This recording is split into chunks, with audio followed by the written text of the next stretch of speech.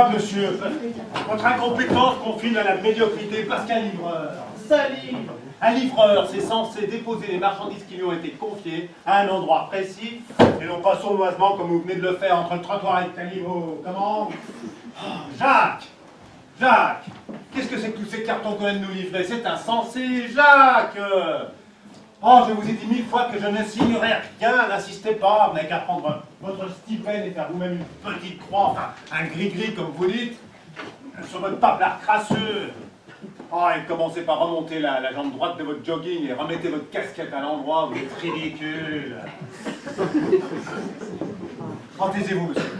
Quand on refuse d'entreposer 10 modestes cartons dans une librairie, c'est qu'on n'aime pas la littérature tout simplement.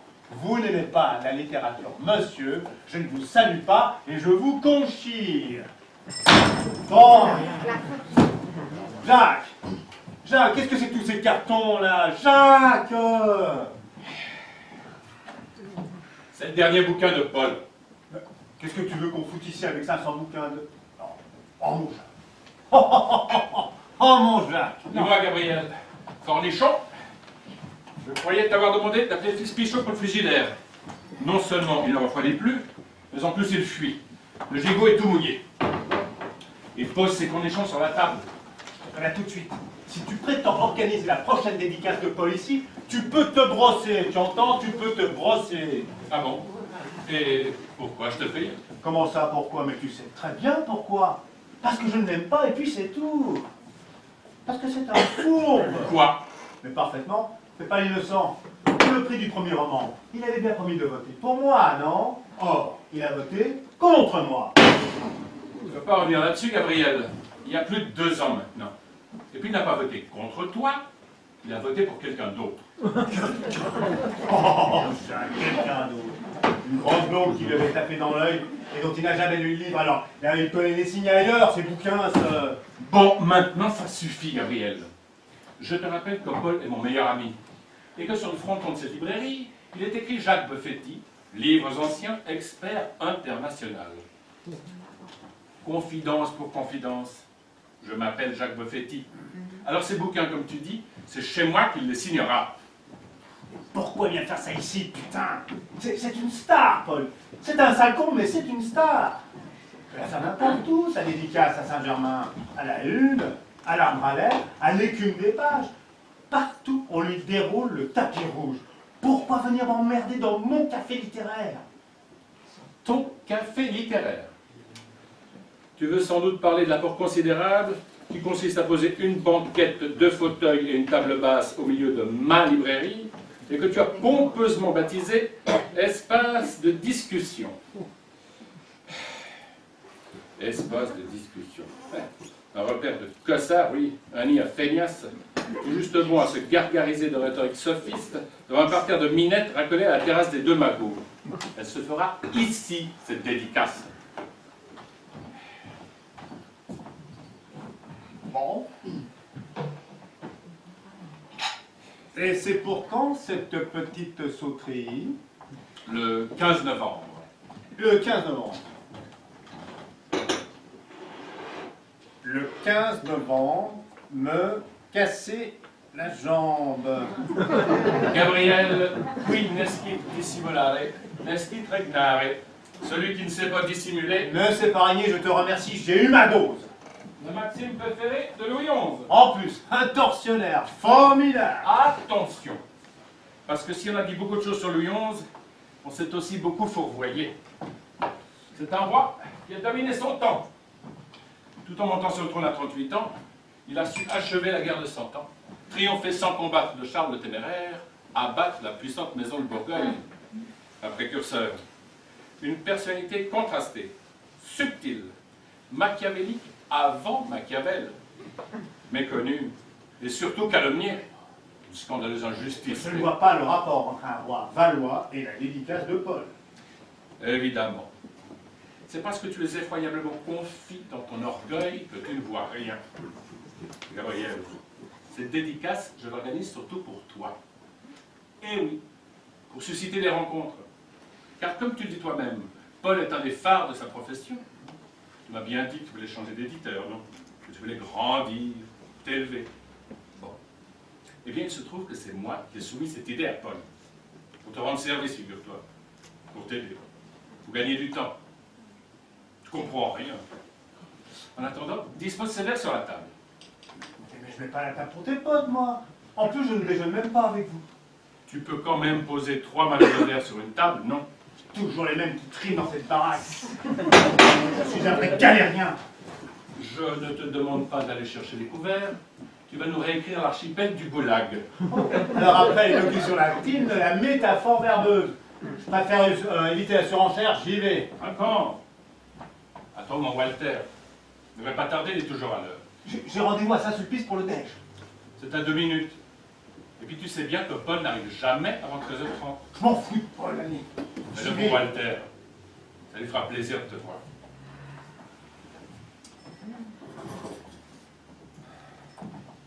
Ah, c'est bien les verres, merci. Tu m'as bien aidé.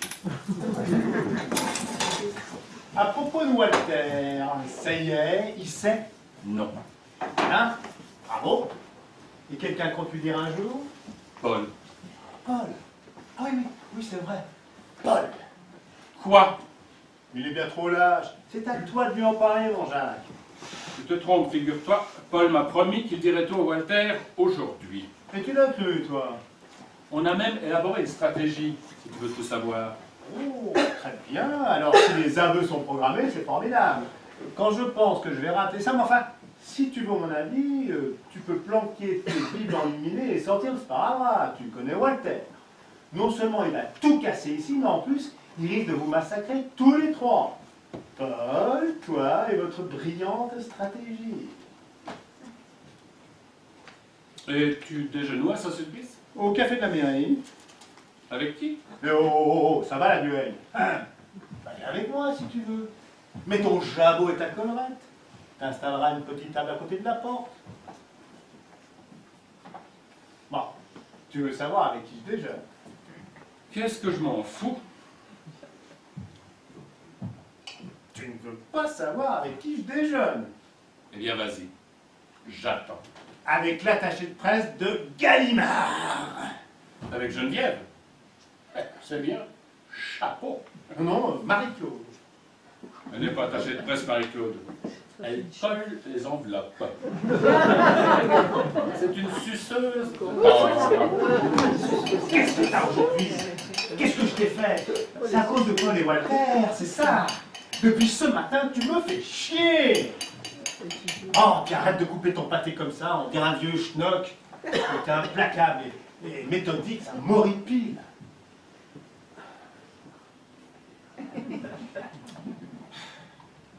Pourquoi déjeunes-tu avec la secrétaire de Geneviève?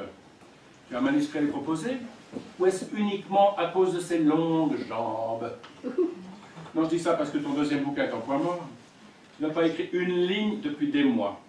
Ou plutôt si, tu as gribouillé entre midi et 2 sur les points de table du Flore. Tu comptes lui présenter un recueil de nappes à carreaux à ta Marie-Claude? Qu'est-ce que tu connais à l'écriture, toi? À la création? Parce que ton meilleur pote est romancier, tu prétends tout connaître sur les artistes. Mais tu n'es qu'un commerçant, Jacques. Je sais parfaitement ce que c'est qu'un artiste, figure-toi. Et ce n'est pas seulement quelqu'un qui se complaît dans la marginalité et le non-conformisme, c'est aussi quelqu'un qui travaille au jour le jour. Et toi, tu ne fiches rien. Mais qu'entends-tu exactement par travail, Jacques? Ne me fais pas croire qu'un brillant esprit comme le tien se satisfait bêtement de la définition poussiéreuse qu'en donne les dictionnaires. Ai-je vraiment besoin de t'en rappeler la racine latine? Hein? Sans doute. Tripalium, instrument de torture à 3 pieds. Écoute, Gabriel, ça va être très simple. Tu vas immédiatement cesser tes inflexions de doyen de faculté et tes péroraisons stériles qui ne te servent en définitive qu'à dissimuler honteusement une scandaleuse fainéantise. Alors maintenant, au boulot. Mais je bosse, et certainement plus que tu ne le crois. Ce bouquin, ce rendez-vous à Saint-Sulpice, je l'ai préparé depuis longtemps. J'ai des chapitres plein d'amusettes. Seulement, un bouquin, c'est un lent travail de maturation. Oh, oh, oh, très lent alors. Maturation, d'errance, d'étranges voyages intérieurs et surtout de doute. D'autant plus qu'après Le succès colossal du premier, je ne peux pas me permettre de me louper sur le second. Je suis attendu comme le loup blanc, moi, à Saint-Germain. Pardonne-moi, Gabriel, mais il est surtout de notoriété publique à Saint-Germain, comme tu dis, une notoriété qui s'étend aujourd'hui, et je le déplore, à toute la rive gauche, que lorsque tu ferais du côté de chez Gallimard, ce n'est certainement pas pour proposer des chapitres à Marie-Claude. Tu jouis, permets-moi de te le dire, Gabriel, d'une réputation plus que sulfureuse. Je te prie d'ôter immédiatement de ton visage ce sourire satisfait, ça m'exaspère.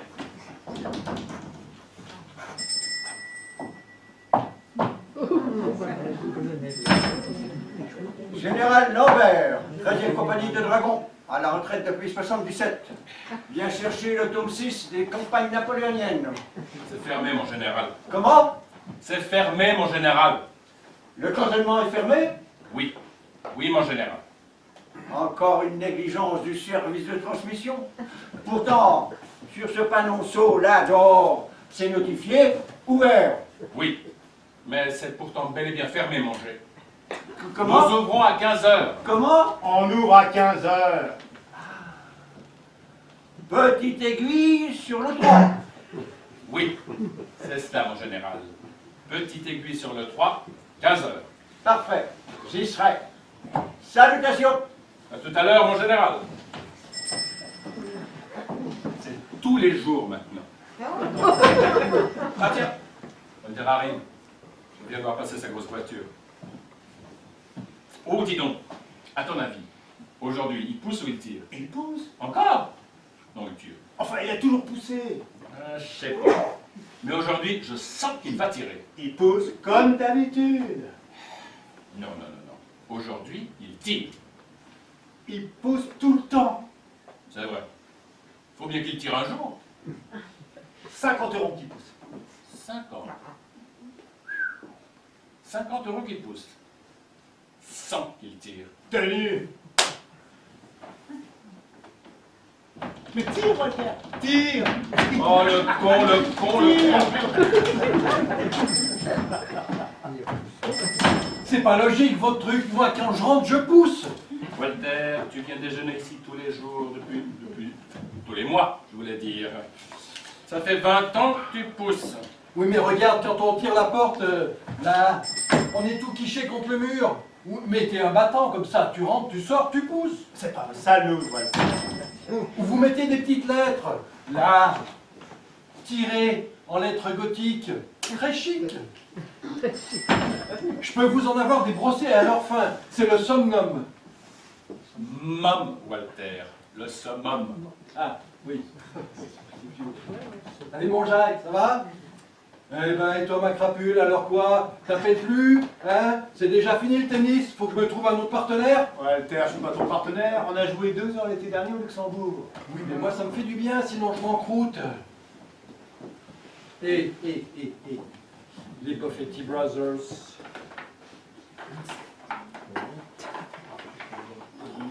Château Yquem 83. 500 balles la bouteille. Point barre. T'aurais dû laisser le prix dessus. Pourquoi t'aimes pas le blanc? Walter, pas un sauterne sur du gigot. C'est détestable. Détestable? Superbe, immense, noble de robe et d'épée. Je ne remets pas en cause la qualité d'un item. Ce que je remets en cause, c'est son à-propos avec une viande froide. Or, tu sais pertinemment que pour le déjeuner à la viande froide, pour le déjeuner à la librairie, il y a toujours une viande froide. Et puis surtout, ce qui m'insupporte, c'est cette disproportion entre un premier cru classé et une dînette sur le pouce entre amis. C'est une prétention. La prochaine fois, j'apporterai du Beaujolais primeur. C'est pas prétentieux, ça, le Beaujolais primeur. C'est parfait pour des amis de 40 ans. Un sauterne sur du gigot.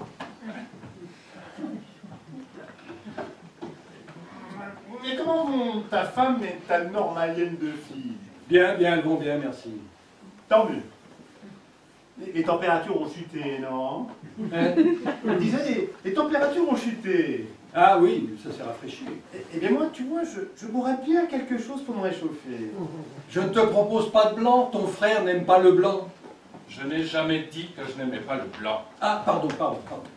C'est vrai, ton frère n'a pas dit qu'il n'aimait pas le blanc. Il déteste le blanc. D'où tu sors que je déteste le blanc? Et tu m'as dit que mon blanc était détestable. Ne mets pas cette remarque hors de son contexte, Walter. Je dis qu'un Nickel, c'était détestable sur du gigot. C'est trop sucré. Trop sucré. Un colosse de liqueur, un monstre d'ampleur, incomparable, distingué, éminent, transcendant, il est 20 parmi les 20. Mais tu apprends les étiquettes par cœur, ma parole. Avant d'acheter une bouteille à 500 balles, on se renseigne. Et comme ça, on se rend compte que gigot et Ickem, ça ne correspond pas. Si tu tiens absolument à boire du blanc, tu prends un petit pouille fumé ou un Bourgogne Saint-Brie. Avec un pouille fumé, pas de problème. Un pouille fumé, c'est très bien sur du gigot. Ah, mais c'est pas bon le pouilly fumé. Il est en train de me comparer un pouilly fumé avec un château Ickem 83. C'est un grand malade ce mec-là. Mais arrêtez de vous prendre la tête. Vous n'avez qu'à prendre un petit saumur champigny qui se boit très frais, aussi bien avec les langues froides qu'avec les langues chaudes. Et comme ça, c'est réglé. Mais qu'est-ce que tu connais, toi? C'est vrai, qu'est-ce que tu connais? Moi, je dis ça, vous prenez ce que vous voulez, du rouge, du blanc, du rouge, c'est pareil. Ah voilà. Il aime tout, lui. Il n'y connaît rien. Il a un palais d'Australopithèque. Ah, ouais, c'est vrai, tu aimes tout. T'as un palais d'astrolo, d'Australa, enfin, t'as un palais de chiottes, quoi. Mais vous m'emmerdez à la fin. Vous vous engueulez pour du pinard, c'est nul. Ceci dit, je vois pas pourquoi je m'agace. Je déjeune pas avec vous. Gabriel, tu comprends bien qu'on ne veuille pas parler vin avec toi.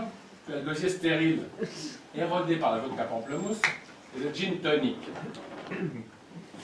Mais dis donc, Jacques, c'est du foie gras? C'est du foie gras. C'est du foie gras. J'en reviens pas. Ça fait un quart d'heure qu'il nous pompe l'air en soutenant que mon sauterne n'est pas compatible avec son gigot, et là, c'est du foie gras. C'est du foie gras. Et alors? Je suis ébobi. Je suis ébobi. Walter, Oh, je tombe des nues. Je suis effaré. Gabriel, c'est effarant. En tout cas, moi, ça me méduse. Ah ben, je reconnais que... Ça fait 40 ans qu'il me méduse. Et ça fait 40 ans que j'y retourne quand même. Mais n'empêche que méfie-toi parce qu'un jour, je vais finir par te mettre un marron, toi, hein. Bon, on loupe cette bouteille ou quoi? on attend Paul. 500 balles. Eh oui, on attend Paul. Ouais, c'est vrai qu'il arrive. Bon, écoutez, moi, je me sauve.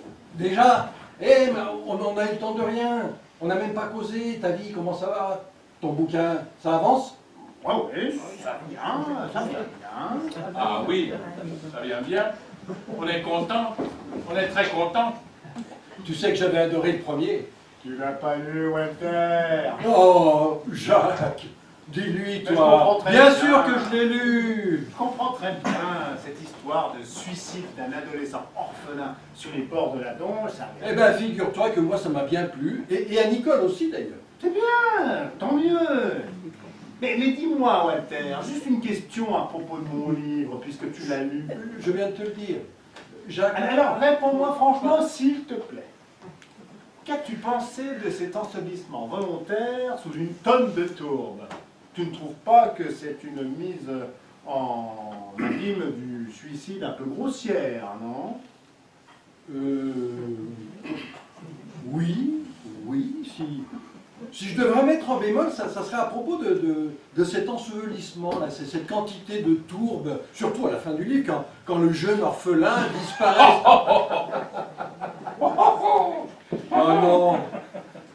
Oh non, c'est moche là.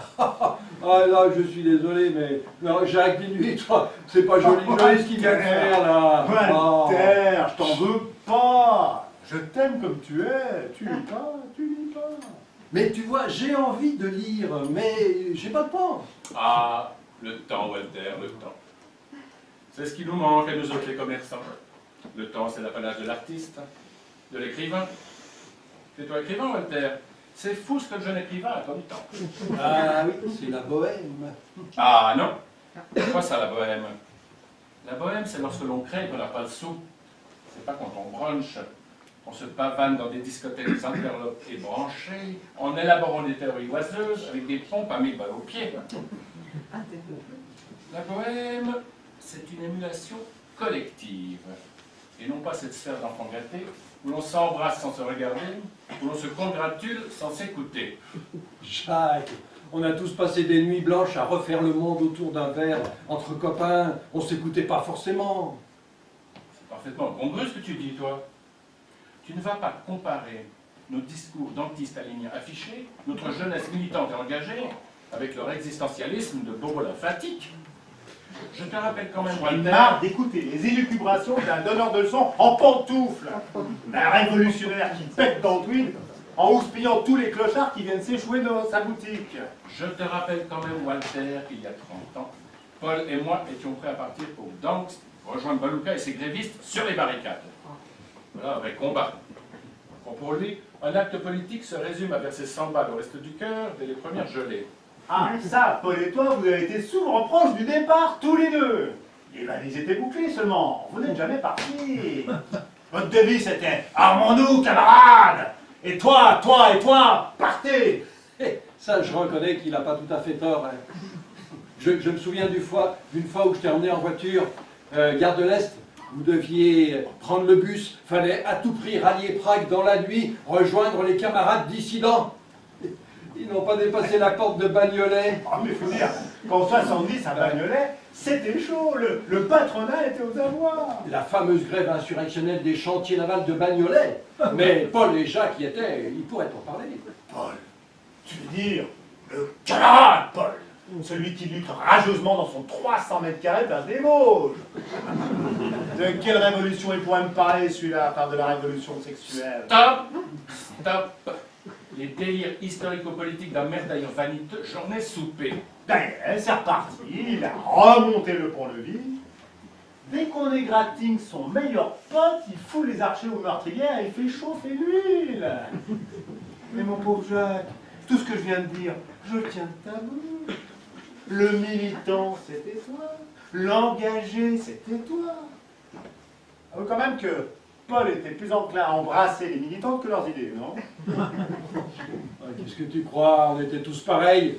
Les trotskistes, les maoïstes, les gaullistes, les fumistes, comme moi. C'est vrai qu'à ton âge, on avait des idées, mais elles étaient souvent mal placées. Ah non. Excuse-moi. À son âge, j'étais agrégé depuis 7 ans, et toi, tu avais déjà une centaine de personnes sous tes ordres. Alors nos idées, comme tu dis, il y a longtemps qu'on les avait éclaircies. Pourquoi il a quel âge? 34 ans. T'as 34 ans, Gabriel? Oui.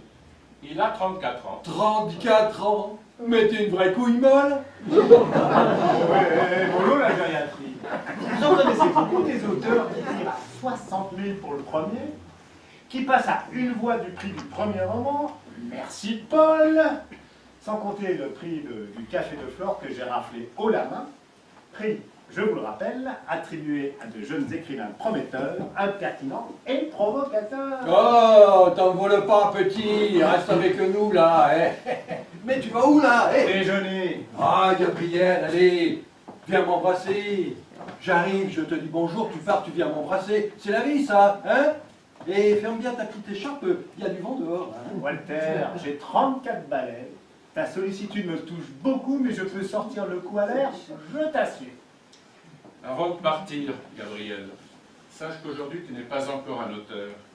Tu es juste quelqu'un qui a écrit un livre. Tu es une vraie sangsue, toi.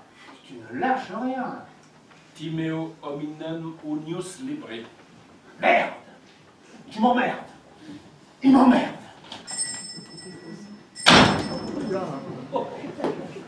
Il a du caractère, hein, c'est bien. Mais tu lui as dit quoi, là? Peu importe. De toutes les façons, ça ne te dirait rien. Tu lui as dit quoi? Je crains l'homme d'un seul livre. Saint Thomas d'Aquin. Thomas d'Aquin? Ah, je savais pas que c'est lui qui t'avait dit ça. Il n'a rien dit à moi. Il est mort. Thomas est mort? Mais c'est arrivé quand? Enfin, Walter, Non, écoute, je crois qu'il vaut mieux qu'on supprime le déjeuner, par respect pour les Daquins. Ah, à moi, bien sûr, que tu préfères l'annoncer de vive voix à Paul, ce que je comprendrais très bien, d'ailleurs. il est mort au XIIIe siècle, Walter. Au XIIIe siècle. Au XIIIe siècle? Et tu me le dis que maintenant? Vous me prenez vraiment pour un con. Hein. Mais non, Mais si, regarde, toi, tu es prêt à me faire porter le deuil de saint Thomas d'Aquin. Ton frère me suicide allègrement des adolescents sous une tonne de tourbe. Quant à Paul, il m'a fait croire pendant toute une soirée que le commandant Cousteau avait écrit Les Enfants Terribles et qu'il avait vécu 25 ans avec Jean Marais. Le commandant Cousteau avec Jean Marais. Le petit bonnet rouge avec le bossu. C'est un saligo, hein? Toi, le pire de tous. Et à propos, tu l'as vu ces jours-ci? Qui ça? Ah, Paul. Il est passé dimanche pour sa dédicace. Ah, et il était comment? Quoi? Il était comment? Normal. Bon, tu le manges ou tu ne manges pas ton bonbon?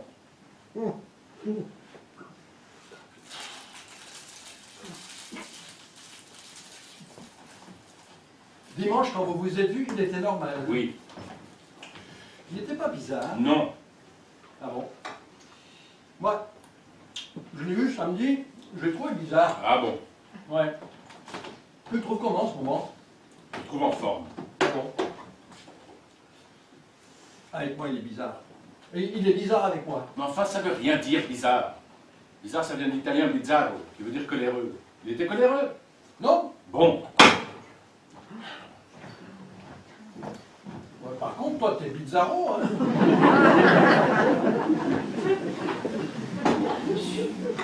Mais, pour le sagouin, tu jettes ta carotte pleine de sauce, là. Tu peux pas faire attention, non? Je viens de nettoyer ce sous-verre sous tes yeux et tu le salopes aussitôt comme un gougnafier.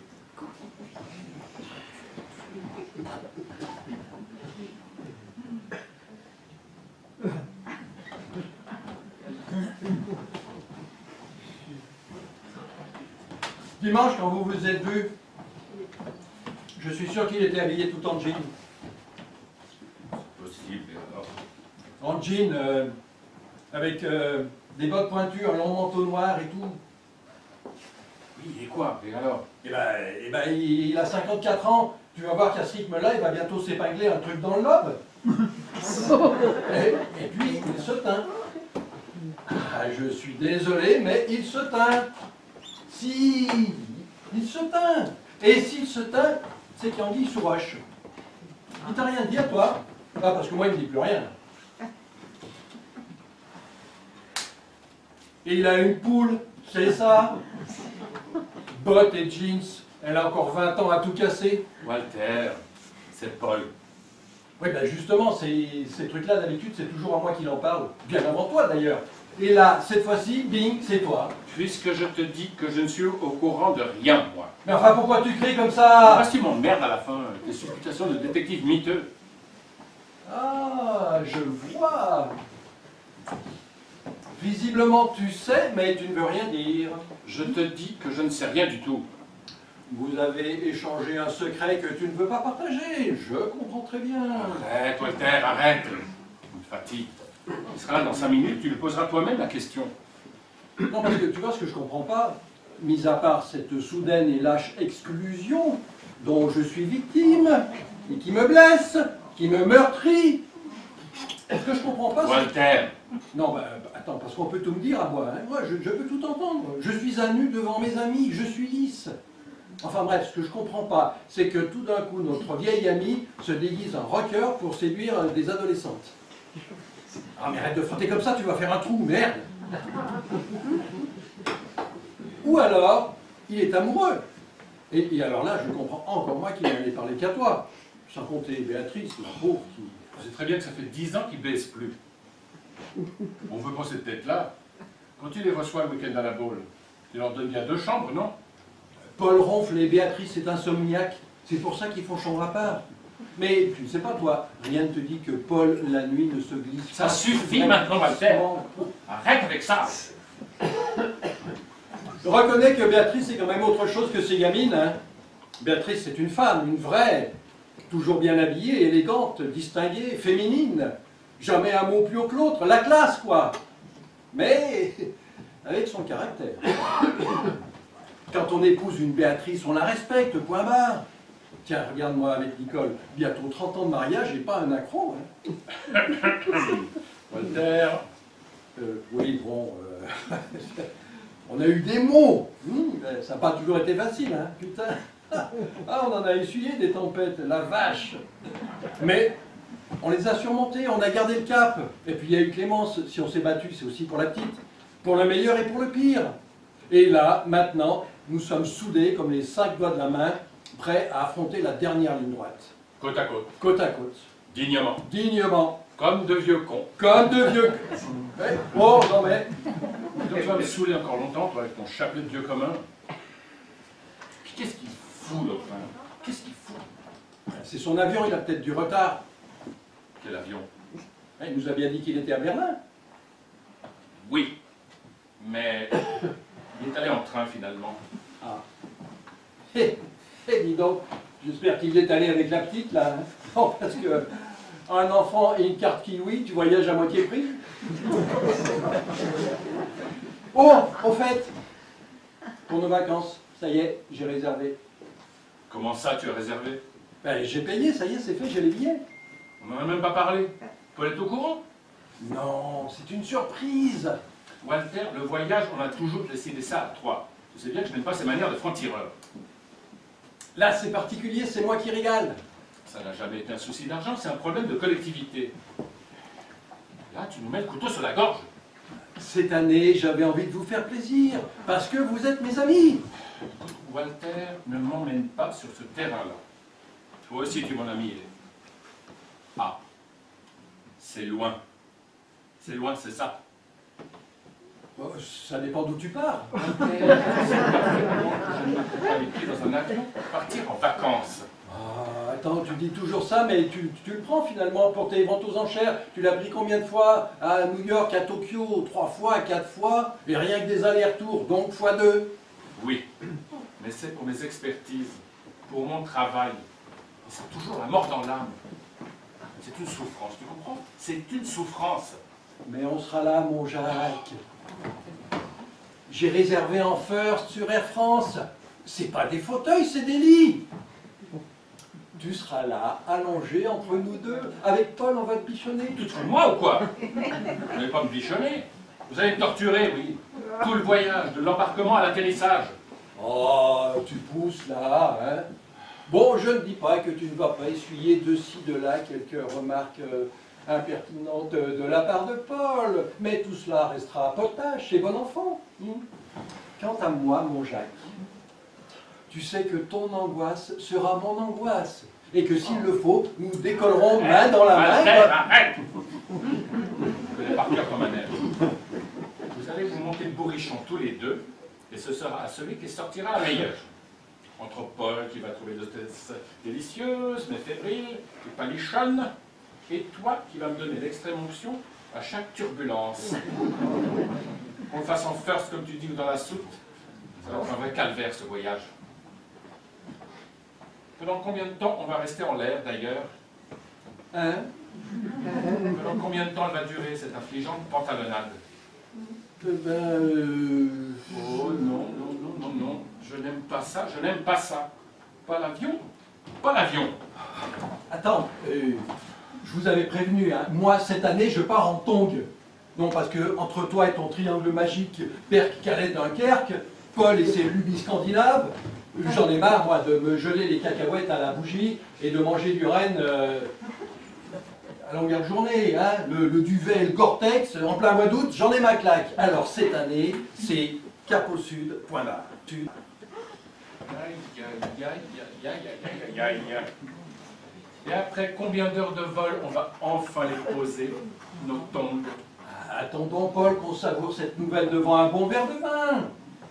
Je t'en prie, parle-moi de ton sud, Walter, que je m'habitue pas à l'être. Bon. Je te le dis, mais tu grilleras pas mon effet d'annonce. Hein. Devant Paul, tu joueras l'étonné. Vois-tu, Walter, quelque chose me dit que mon étonnement sera encore bien vivace tout à l'heure. Bon. Alors, t'es prêt, mon Jaco? Accroche-toi bien aux branches. La terre de feu. La quoi? La terre de feu aux confins de la Patagonie. Ah oui, la terre de feu, bien sûr. Oui, oui, oui, oui, oui, oui, bien sûr. La terre de feu. Comment ai-je pu passer à côté de la terre de feu? Tu peux me le dire, Walter. Moi qui depuis 5 minutes avais pourtant tout envisagé, comment ai-je pu louper une contrée aussi hospitalière que la terre de feu? Vois-tu, Walter, pour être tout à fait franc avec toi, dans mon esprit confiné et petit bourgeois, je m'étais bêtement cantonné aux Caraïbes, aux Seychelles, aux alizés polynésiens. 20 heures d'avion, certes, mais avec au moins à l'arrivée en récompense les vainés, les colliers de fleurs, le rhum coco. Mais alors là, la terre de feu. Ah ça, cap au sud. Mais alors le sud, sud, le pôle sud, les saveurs australes, la banquise, les icebergs. Merci Walter, merci. Crois-moi, tu vas le regretter, mon triangle magique, Berck, Calais, Dunkerque. Arrête, tu me charries là. C'est une destination super jet set. Ushuaïa, Nicolas Hulot. Hulot. Oui, bah il y a toujours Fouel, Nicolas. Et puis attends, je suis désolé, mais sur les dépliants, il parle quand même de rivières poissonneuses, de pâturages abondants, de chevaux, de guanacos, de nandous. Je sais pas ce que c'est que des nandous, mais il y en a. Hein. Retourne-le ton dépliant, pauvre con. Sur le verso, tu verras les morses, les baleines, les pingouins. Et là-bas, pour pêcher, faut faire son trou dans la glace en esquivant les coups de patte meurtriers sur ce plan. Oh, n'importe quoi. Attends, mais l'Amérique du Sud, l'Argentine, le Chili, c'est des pays de rêve. Et puis attends, je suis désolé, hein, mais dans Terre de Feu, il y a feu. Attends.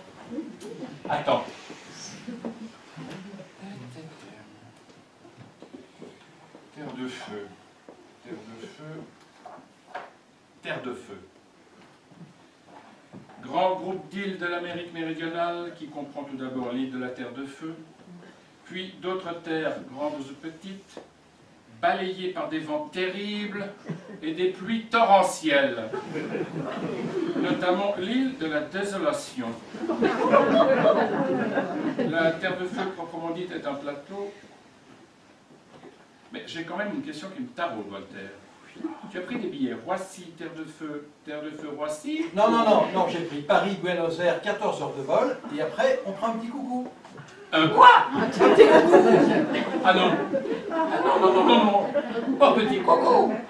Vent terrible, pluie torrentielle. Il passe pas, le petit coucou. Mais si Carmelo il passe, moi je trépasse. Mais je poursuis. La Terre de Feu, proprement dite, est un plateau, une sorte de pampa mouvementée, brumeuse, inhospitalière et rude. Très peu de soleil. Température moyenne, 2 degrés. Je te vois bien en tongue. Je continue? Non. Alors dis-moi, Walter, comment comptes-tu faire l'article de ce voyage à Pôle? Tu optes pour une démonstration empirique ou plutôt pour un classicisme de bonne loi? Thèse, antithèse, synthèse, que je te recommande chaudement d'ailleurs. Oui, ça va. Thèse. J'offre un voyage dispendieux et septentrional à mes amis de 40 ans. Antithèse. Mon incommensurable générosité n'a d'égal que l'insondable profondeur de mes lacunes géographiques. Synthèse. Je file dès aujourd'hui à l'agence qui m'a honteusement cédé à prix d'or ses passeports pour l'exil antarctique afin de les échanger contre 3 billets à la destination pertinente et tempérée. Point barre. Ah, les fumiers! Non. Walter, tu ne peux pas y aller maintenant. Reviens, Walter. Ah! Non, parce que, crois-moi que le petit pingouin qui m'a pigeonné avec ses offres promotionnelles et ses excursions polaires, je vais m'en occuper de sa promotion, moi, tu vas voir. Un coup de fil, tu m'entends? Il a le bras long, Walter. Un coup de fil, et je te l'envoie déchirer l'étiquette au musée de la pyrogravure à Ardéchoise. Et là, qu'on voit qu'il va la regretter, sa pampa mouvementée. Non, mais sans blague. J'en ai plein les poches, moi, qu'on me fasse prendre des verrues pour des lanternes. Récit, Walter, et récit. Oui, c'est pareil. Quant à Paul, tu me le laisses, je lui lirai moi-même. Enfin, s'il arrive. À mon avis, on compte encore un bon quart d'heure. À moins d'une demi-heure de retard, il se considère en avance. Je connais Paul, il aime se faire désirer. C'est un artiste. Oui, ben, il va falloir arrêter avec ça, parce qu'on est un artiste, on peut tout se permettre. De toute façon, il a toujours été en retard. À 10 ans, quand on joue au rugby, il était déjà en retard au match. Et il y a 10 ans, c'était pas un artiste, hein, c'était un cancre comme moi. Non, pas comme toi, Walter. Attends, il est toujours fourré par Mons et par Vaux. Hier à Rome, avant-hier à Paris, demain à Tataouine. C'est pas un roman qu'il écrit, c'est le titre du routard. En attendant, il tire à 600 000 le routard. Oui, mais moi j'ai rendez-vous à 3 heures avec les Hollandais. Bon, je peux tirer jusqu'à 3h30, 4h moins quart. Oh, au fait, je t'ai dit pour les Bataves, ça y est, ils sont ferrés. Je leur balance pour 20 patates de fonte. Et en euros les millions. Tous les hôtels d'Amsterdam, la robinetterie, tout ça. Ça, c'est du Walter. Ah, ça c'est bien, mon petit. Je savais que ça te ferait plaisir. Oui, mais bon, en attendant, ils supportent pas les retards, les Hollandais. Alors l'autre, il va encore se pointer 3 quarts d'heure en coup de vent. Il sera toujours au téléphone. Moi, je te préviens, si c'est comme ça, on annule. On n'annule rien du tout, Walter. Ouais, mais ça fait chier, à chaque fois, c'est pareil. On mange tard, du coup, on mange vite, on mange mal. Après, moi, j'ai un nœud, là, ici. Bon, je peux au moins me faire une tartine en attendant. Barry et Walter, c'est Paul qui amène le pain. Ah, et voilà, voilà. Encore lui. Mais qu'est-ce qu'il apporte comme pain? C'est ce que je sais, moi. Non, parce que la dernière fois, il avait pris des petites boules, là, des miches avec des petites graines dessus, là. Des graines de sésame. Oui, bah, je m'en suis foutu plein les dents des graines de sésame. Sésame, c'est des graines de sésame. Oui, c'est pareil, toute l'après-midi, je suis allé à la pêche au fait, t'as des cure-dents? Non. Et voilà, bah, merci, en plus. Ah, et ben on va pouvoir l'ouvrir, ce petit blanc. Non. On attend Paul. Oh, c'est pas ça. Alors non seulement on va avoir un pain de merde, mais en plus on peut même pas boire un canon. Bon, moi il faut que je mange quelque chose parce que je tiens plus en l'air. Qu'est-ce que tu fais, Walter? Hein? Qu'est-ce que tu fais là? Je mange mon bonbon. Je ne te parle pas de ton bonbon, je te parle du papier. Tu sais très bien que j'ai horreur de ces petits bruits. Alors arrête de jouer avec ton papier, c'est insupportable. Je joue pas avec, je le plie pour le mettre dans ma poche. C'est pas un drame. Tu comptes pas le réutiliser. Bon. Alors tu fais une petite boulette et tu la jettes dans ce cendrier.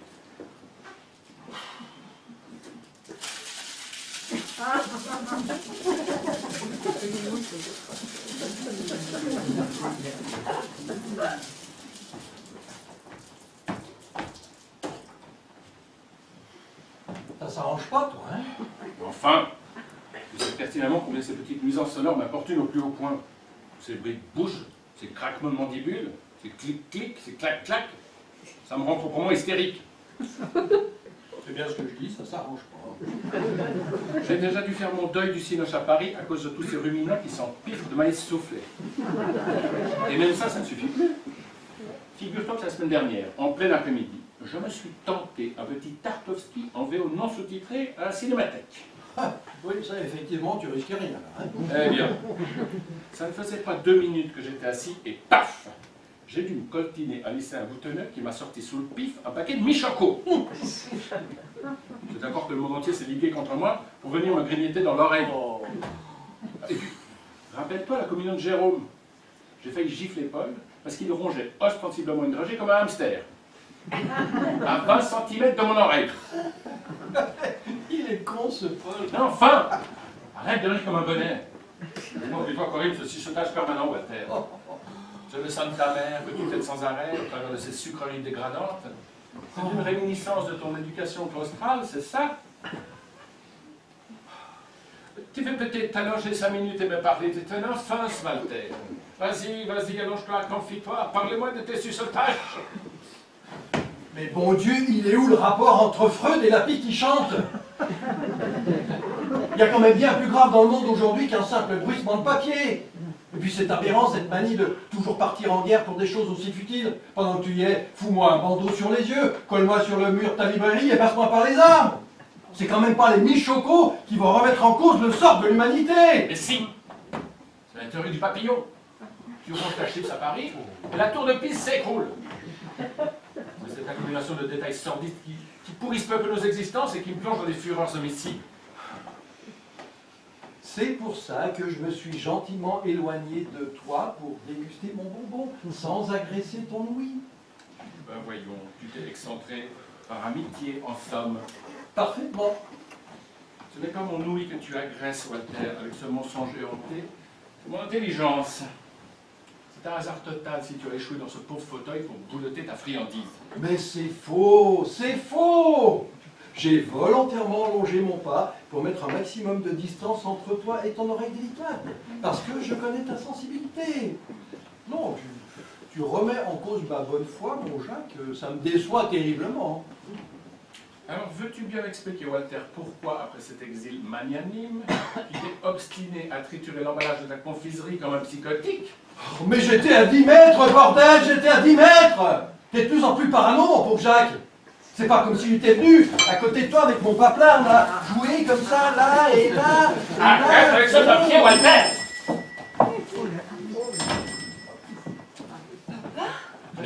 Ma chérie, qu'est-ce que tu fais là? T'es toute pâle. Assieds-toi, assieds-toi. Il fait pas un peu chaud chez toi? Il vient d'arriver, Walter. Ça va, papa. Tu ne ferais pas un peu d'hypoglycémie ou une petite chute de tension? Je vais te chercher un sucre. J'ai bien des bonbons, mais je t'expliquerai. Jacques. T'es pas enceinte au moins? Paul est mort. Quoi? Cette nuit. Tiens, ma chérie, je t'ai fait un petit canard au cognac. Enlève ta veste, t'es toute chaude là. Il fait une chaleur de bête ici. Hein.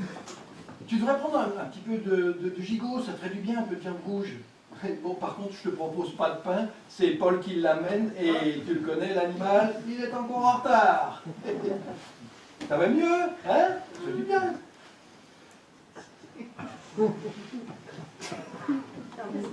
Et pourquoi vous me regardez comme ça? Qu'est-ce que j'ai dit encore? Une connerie? Il est mort, Walter. Qui ça? Paul. Paul est mort.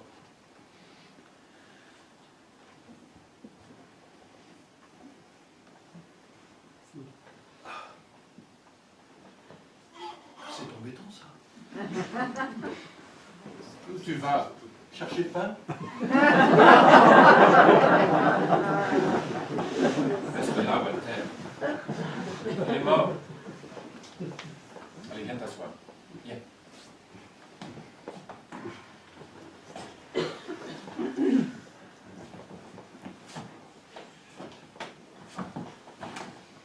Oh non. C'est pas vrai? Pas lui? Qu'est-ce qui nous arrive? Puis, qu'est-ce qu'il est allé faire à Berlin? C'est son avion, il s'est craché. Mais non, tu m'as dit qu'il était parti en train. C'est quand même rare les accidents de train. Mais comment tu le sais, toi? C'est moi qui lui ai dit, papa. Ah bon? Et toi, comment tu le sais? J'ai passé la nuit avec lui. Mais non, c'est impossible, il était à Berlin. Non, papa, il n'était pas à Berlin. Jacques, dis-lui, toi, qu'il était bien à Berlin. Puisqu'elle te dit qu'il n'était pas à Berlin. Il était où alors? Paris. Avec ta fille. Ah.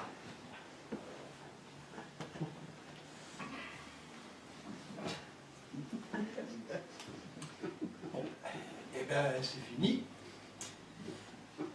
voulais t'en parler, mais... Qui ça, on? Je ne comprends pas. Paul, Jacques, mais t'étais sans doute pas prêt à l'entendre. Ah bon? C'est jamais facile avec toi de dire les choses simplement, papa. Tu déclares être prêt à tout entendre, tout comprendre, mais c'est faux. Tu n'acceptes rien. Tu comprends rien.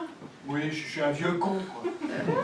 Mais non, Walter. Ce que Clémence veut te dire, c'est que nous avions juste un peu peur de tes réactions impulsives, ta démesure. Tu aurais encore voulu casser la gueule à la terre entière. Mais quelle espèce d'abruti je suis à vos yeux? Vous pensez vraiment me faire avaler un tissu de conneries pareilles? Vous ne m'avez rien dit parce que vous aviez peur? Vous aviez peur de qui? Vous aviez peur de quoi? Que je vous casse la gueule? Clémence, est-ce que j'ai levé une seule fois la main sur toi? Et l'autre, là, le courageux, qui baisse la tête? Mais là, est-ce qu'on s'est battu en 40 ans d'amitié déjà? Parce que je suis toujours ton ami, non? Oh, d'enfoiré! Vous m'avez rien dit parce que vous aviez honte! Parce qu'on ne devrait jamais dire à un père que son meilleur ami se tape sa fille! Parce qu'il pourrait en crever! Tu m'entends? Walter! Ta gueule, ta gueule! Tes belles phrases, tu peux te mettre où je pense, là! Tu as raison, tiens. Un nicam pour une amitié de merde pareil, c'est vraiment trop prétentieux! Mais t'es complètement malade, hein? Ah, fous-moi le camp, toi, fous-moi le camp, du balai, je veux plus te voir! C'est toi qui vas me foutre le camp! Et plus vite que ça! Ah, fais pas chier, toi, fais pas chier! C'est pas l'amant de ta fille que t'as perdu aujourd'hui! C'est ton ami d'enfance, merde! Tu vois, il comprend rien. Il réfléchit pas, il est nul. C'est un père nul. Tais-toi, Clémence, tais-toi!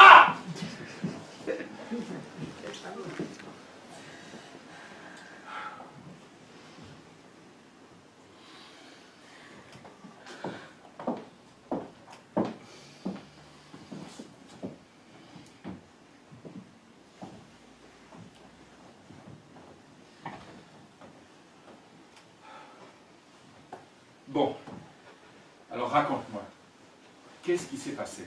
Je sais pas, je me suis réveillée ce matin, il était mort. Et hier, il était... Il était bien. On a dîné. On a... bien. Il est où, là? Je sais pas. Je suis partie, j'ai marché, je me suis arrêtée dans un café pendant des heures et je suis venue. Tu as prévenu J'ai appelé les pompiers. Je leur ai pas dit qui j'étais. J'ai laissé la porte ouverte et je l'ai laissé.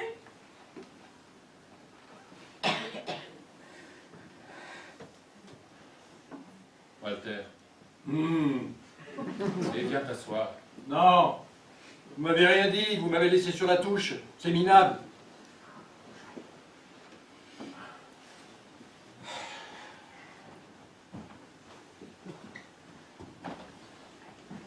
La franchise engendre la haine, Walter. Quoi? Veritas odium parit. Oh, non mais il a rien compris, lui. Clémence, dis-lui, toi, qu'il a rien compris.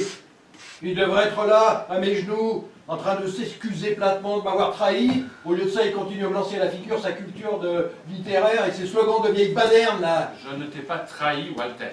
Non, mais tout ce que je vois, c'est qu'entre Paul et moi, vous avez choisi l'écrivain, et puis c'est tout. Mais on n'a rien choisi, papa. Si, mais je comprends très bien d'ailleurs. Vous tutoyez les anges tous les trois, vous scintillez tout là-haut, tandis que moi, je me débat au milieu des ronces et des mauvaises herbes. Ça y est, c'est reparti. La complainte de Walter. Les larmes de Zola, la toundra de Gorky. Continue, toi, continue, t'as raison, vas-y, insiste. Mais méfie-toi quand même, parce que, arrête-moi si je me trompe, entre les cocktails mondains chez les grands éditeurs avec Paul et les pots de fin de chantier avec Walter, t'as jamais hésité? Seulement, t'étais bien content de trouver l'entrepreneur quand t'as eu besoin de 60 000 balles pour rénover ta librairie, lui donner une touche un peu plus cosy, rive gauche, te vautrer dans des fauteuils club à 3 000 balles pièce, et comment tu disais déjà? Ah oui, ripailler avec ton ami de 40 ans, le cigare à la main. Mais attention, pas moi, l'autre, le dramaturge qui s'envoie ma fille. Il est mort, Walter. C'est dégueulasse. Qu'est-ce qui est dégueulasse? C'est dégueulasse, c'est tout. Paul était mon meilleur ami, presque ton parrain. La famille, quoi. C'est Jacques, mon parrain. Oui, bah, j'ai longtemps hésité, figure-toi. Et si j'ai fini par choisir Jacques, c'est que lui, au moins, j'étais sûr qu'il ne serait pas en retard le jour de ton baptême. Mais de toute façon, parrain ou pas parrain, on couche pas avec le meilleur ami de son père, c'est dégueulasse. Mais il est mort, Walter. Je sais très bien qu'il est mort, inutile de crier. De toute façon, je te parle pas, je te parle plus. Alors, Il ne me parle plus.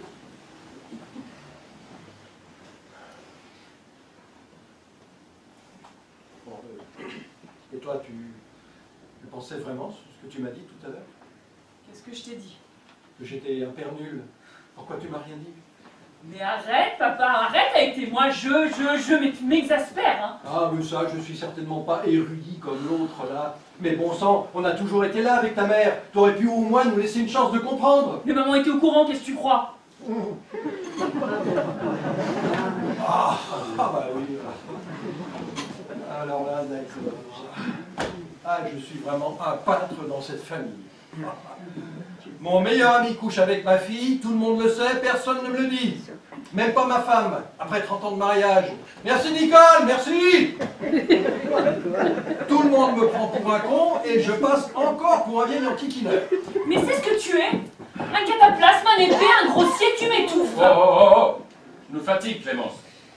Quitte ce ton exécrable, s'il te plaît. Tu as perdu ton ballon d'oxygène, mais ton cher père, qui ne me parle plus, a perdu son meilleur ami. Et moi aussi. De quelle amitié parles-tu, toi? De l'exaltation cyclopéenne de vos 20 ans? Ou bien de ce sentiment écorné et jeuni que vous entretenez piteusement à coups de pique-nique désœuvrés? Je sais qu'à Normal Sup, il est préférable d'évoquer la tristesse avec les mots des autres. Mais de grâce, Clémence, épargne-nous aujourd'hui tes herméneutiques de première année. Des herméneutiques, mon pauvre Jacques, et pourquoi pas des exégèses, tantillés? Oh, ça suffit vos chamailleries d'Athélo, là. Vous faites chier, merde. Ah ben voilà, là au moins on comprend. Mais je te rappelle quand même qu'on est tous dans le malheur aujourd'hui. Et que comme il le dit, j'ai perdu mon meilleur ami, il a perdu son meilleur ami, et toi, toi Clémence, tu as perdu le meilleur ami de ton père, alors, hein? Alors quoi?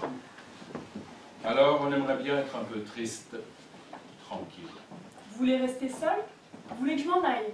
Je peux partir si vous voulez. Clémence, personne ne t'a demandé de partir. Allez, viens t'asseoir. Viens t'asseoir.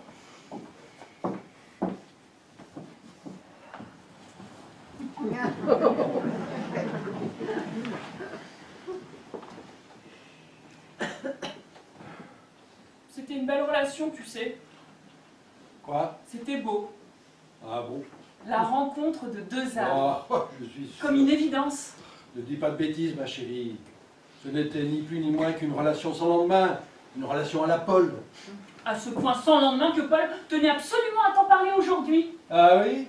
Ah ouais, crois-moi, je l'aurais bien reçu, le pauvre. Mais tu ne fais pas peur, qu'est-ce que tu crois? Mais qu'est-ce que je crois? Je crois rien du tout, ma chérie. Mais pourquoi tenait-il absolument à m'en parler aujourd'hui? Parce que tu l'avais supplié de le faire, c'est ça? Parce qu'il te disait plus tard, et que tu revenais à la charge tous les jours? Il ne m'aurait rien dit, ma chérie, rien. Ni aujourd'hui, ni demain, ni jamais. Pour la simple et bonne raison que pour Paul, tu étais juste le parfum du mois, comme tant d'autres avant toi d'ailleurs. Walter! Paul m'aimait sans doute plus que toi, papa.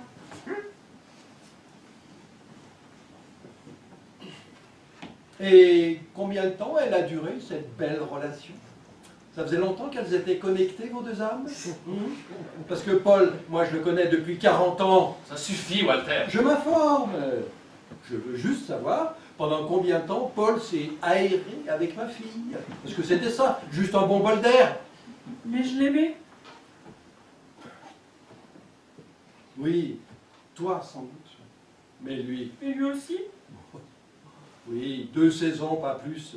Fin de printemps, début d'été, robe légère sur jambes bronzées, vous avez doucement poussé jusqu'à l'automne.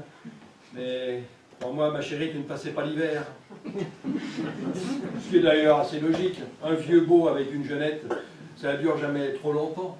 Il y a trop de rides qui les séparent. C'est contre nature. Surtout quand c'est en plus avec la fille de son meilleur ami. C'est contre nature. Mais c'est parfaitement insupportable ce que tu es en train de faire, Walter. C'est sordide. Contre nature. Imbécile. Tu veux que je te dise ce qui est contre nature?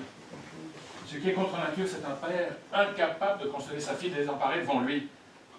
Ce qui est contre nature, c'est un homme à ce point engoncé dans ses préjugés qu'il préfère lui enfoncer la tête sous l'eau, plutôt que de la serrer simplement dans ses grands bras.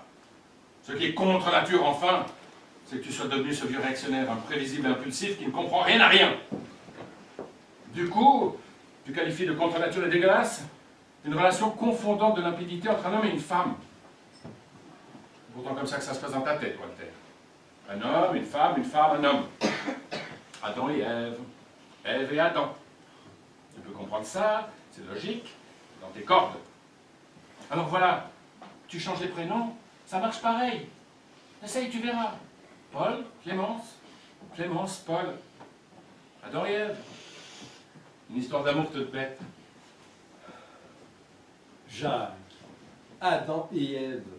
Ah, non, pas toi. Pourquoi pas la petite graine, la cigogne, le chou, les tulipes, les abeilles et le pollen pendant que tu y es, hein?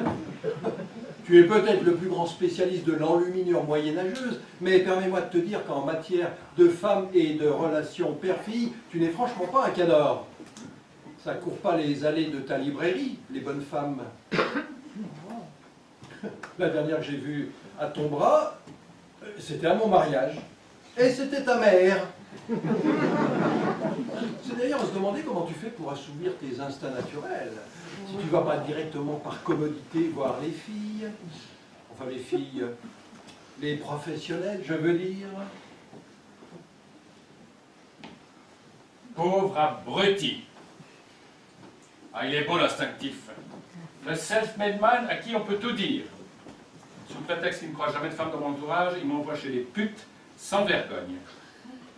Le sexe sans amour. C'est vraiment à ça que tu me condamnes, Walter. Si tu savais comme j'ai haï notre génération, comme j'ai envié, et comme j'envie encore celle qui nous a succédé, celle qui ose, qui dit, qui s'affiche. Moi, je suis de ceux qui ont souffert, qui se sont tus, de ceux qui, même à un ami comme toi, n'ont rien pu dire pendant 40 ans. Bien sûr, il m'est arrivé de me confier parfois, à Paul notamment. Oh, je te rassure, pas parce que je l'aimais plus que toi, non, mais parce qu'il pouvait l'accepter tout simplement. Et aussi peut-être un peu parce qu'il l'avait deviné. Voilà, Walter. J'ai 56 ans et je suis homosexuel. Et aujourd'hui, mon homosexualité m'apporte de la joie. Enfin.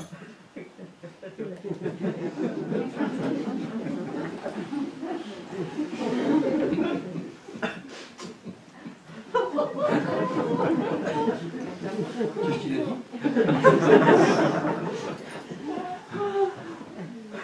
Ah, évidemment, tu le savais, toi. Ta mère aussi. Paul, je ne te demande pas, et Gabriel, oui.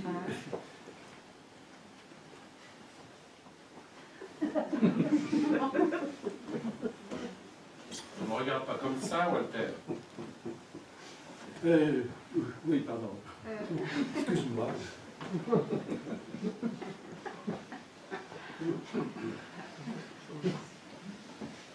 Mais tu sais, je m'en doutais un peu quand même.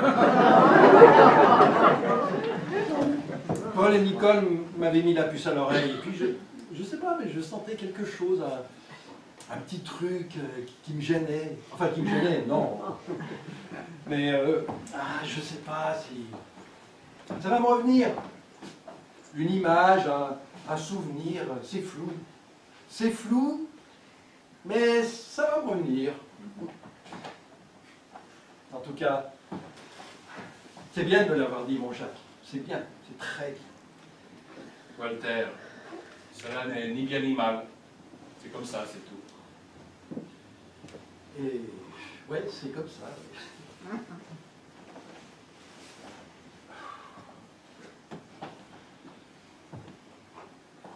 Tu vas où, papa, là? Hein? Tu vas où? Je fais quelques pas, je laisse diffuser.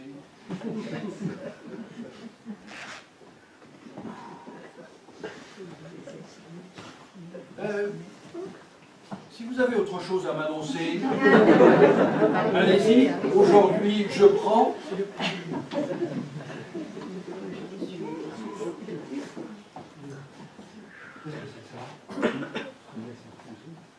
C'était pas moi. Quoi? Tout à l'heure, là, la bouteille, c'était pas moi. J'étais comme un fou, j'étais plus moi-même. t'ai pas fait mal au moins, ma chérie. Dis, ton bras. C'est pas au bras que tu m'as fait mal, papa. Oui. Pardon. Excuse-moi, je suis désolé, je suis une vraie brute. Pardon. Pardon.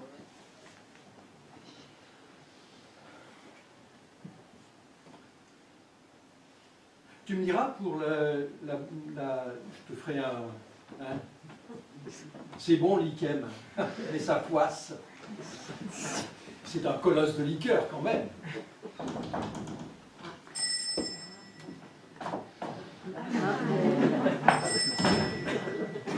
Général Lambert, je viens chercher le tome 6 des campagnes napoléoniennes. Ah non, pas lui. C'est fermé en général. Comment? C'est fermé! Vous m'avez dit petite aiguille sur le 3? Oui, mais pas maintenant. Aujourd'hui, grande aiguille sur le 6. Vous vous foutez de ma gueule? Non, pas aujourd'hui. Revenez plus tard, s'il vous plaît. Négatif. Je ne bougerai pas d'un pouce. La position, c'est la position. Je veux mon tome 6. C'est dément puisqu'on vous dit que c'est fermé, n'insistez pas. Comment? Papa, Jacques Ma petite fille, sachez que la seule femme que je tolère aujourd'hui dans mon giron s'appelle Joséphine de Beauharnais, et que je n'ai aucune sympathie pour elle. Alors, vous allez me faire le plaisir de retourner vite fait derrière vos fourneaux. C'est quand même pas la cantinière qui va diriger la section, créneau d'une pipe. Tu vas me foutre le camp, espèce de vieux bouc? Ouais. Allez. Bon, sonnez la retraite, les vieux, sonnez la retraite, les vieux gars. Allez. Ah, c'est qui celui-là? Je ferme la porte, il est capable de revenir en force, le bifin. Tu lui vends des livres à lui? Oh oui, tout ce qui touche aux victoires françaises depuis Gergovie. Ah, merde, c'est un bon client alors. Oui, mais enfin, t'avoueras que c'est quand même pas, franchement, le jour. Napoléon, tome 6. Tome 6, tome 6. Ah, tome 6. Les 100 jours. Tu as raison, Walter, il va revenir. Ça y est, ça y est. Qu'est-ce qu'il y a, Walter? Je me souviens, c'était un jeudi De quoi tu parles, papa? de Jacques, avec les... Enfin, c'était un jeudi. On devait avoir 12 ou 13 ans. On allait se faire une toile tous les trois au Vepler, place Clichy. Et comme d'habitude, sur le chemin, on collait notre front à la vitre de l'école de danse rue Balu. Et ce jour-là, coincé au milieu de toutes les petites sauterelles, il y avait un jeune type avec des longs cils, tout maigre, qui dansait. Le seul type, le pauvre, il avait l'air tout perdu au milieu de ce harem. Alors avec Paul, on s'est foutu de sa gueule pendant au moins un quart d'heure. On le trouvait gracieux, les faibles, une vraie ballerine. Oh mon Jacques, ça t'a mis dans une rogne noire qu'on le charrie comme ça, ton petit rat. Tu nous as fait la gueule pendant toute la journée. Je comprends mieux pourquoi aujourd'hui. Comme quoi, quand je vous disais que je le sentais, il y a du pif, le Walter. Ah, ça, il a du pif. Il ne voit rien pendant 40 ans, mais il a du pif. Tiens, en attendant, ça c'est ta fille. Jacobson, la charpente phonique du langage. Laisse, c'est pour mes cours. Hein. Ouais, je me doute bien que c'est pas pour ton plaisir. Qu'est-ce que c'est que tout ça? Ça, ce sera le dernier roman de Paul.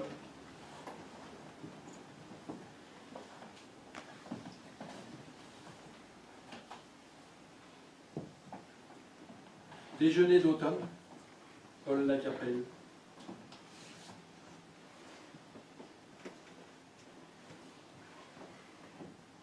Tu sais que tu l'as échappé belle, mon salaud.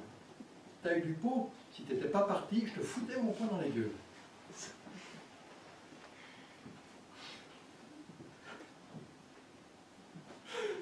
Tu parles. Je te foutais rien du tout, moi.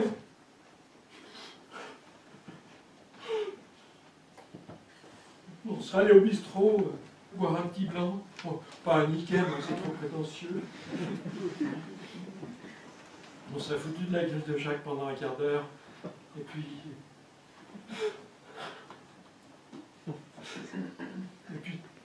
tu Tu m'aurais parlé de Clémence?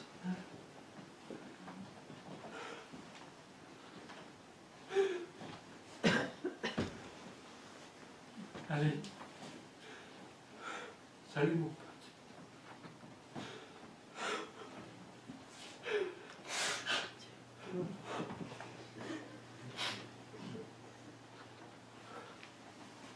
Tu vas faire quoi de tout ça? Retour à l'éditeur.